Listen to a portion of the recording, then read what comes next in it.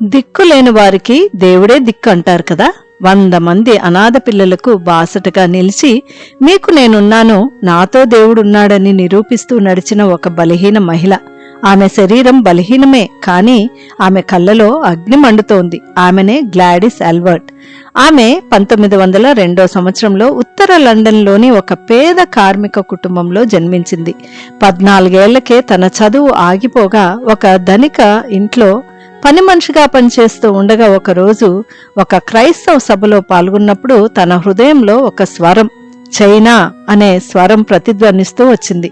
అయితే ఆమెకి ఆ దేశపు భాష తెలీదు, డబ్బులు లేవు, శిక్షణ అసలే లేదు. అయినా దేవుడు పిలిచాడని మిషన్ సంస్థల సహాయం కోరగా ఆ సంస్థలు ఆమెకు సరైన విద్యార్హత లేని కారణాన చేర్చుకోకపోగా ఆమెను తిరస్కరించాయి. అయితే ఆమె ఒంటరిగా ప్రమాదకర మార్గంలో రష్యా మీదుగా చైనాకు చేరుకుని జానీ లాసన్ అనే ఒక వృద్ధ మిషనరీతో కలిసి ఒక సత్రం ప్రారంభించి ప్రయాణికులకు ఆహారము, విశ్రాంతి, రాత్రిపూట బైబిల్ కథలు చెబుతూ ఉండేది.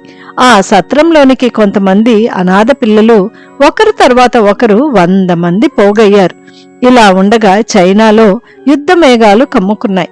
జపాన్ సైన్యం దాడికి సిద్ధమైన వేళ పిల్లలు ప్రమాదంలో ఉన్నారని గ్రహించి 100 మంది పిల్లలతో 27 రోజులు పర్వతాలు దాటి వెళ్లుతూ ఉన్నప్పుడు పిల్లలు గ్లాడిస్ ని అడిగారు, మిస్ గ్లాడిస్, మనం బ్రతుకుతామా అని అడిగినప్పుడు ఆమె అంది కదా, మన బలం వల్ల కాదని దేవుడే మనల్ని నడిపిస్తున్నాడు అని ధైర్యపరుస్తూ ముందుకు సాగుతూ ఉండగా పిల్లలు అలసిపోయారు, ఆకలితో అలమటిస్తూ వచ్చారు. గ్లాడిస్ కూడా జ్వరంతో బాధపడుతున్నప్పుడు ఒకరోజు సైనికులు వీరుంటున్న ప్రాంతం దగ్గరికి రాగా దేవుడు అద్భుతమైన రీతిలో ఉరుము, గాలి, తుఫాను పుట్టించగా శత్రువులు వెనక్కి వెళ్లిపోయారు. అందరూ సురక్షితమైన స్థలానికి చేరుకున్నారు. గ్లాడిస్ కథను ఆధారం చేసుకుని 1958 సంవత్సరంలో the in of sixth happiness అనే ఒక డాక్యుమెంటరీ ఫిలిం రూపొందించబడింది.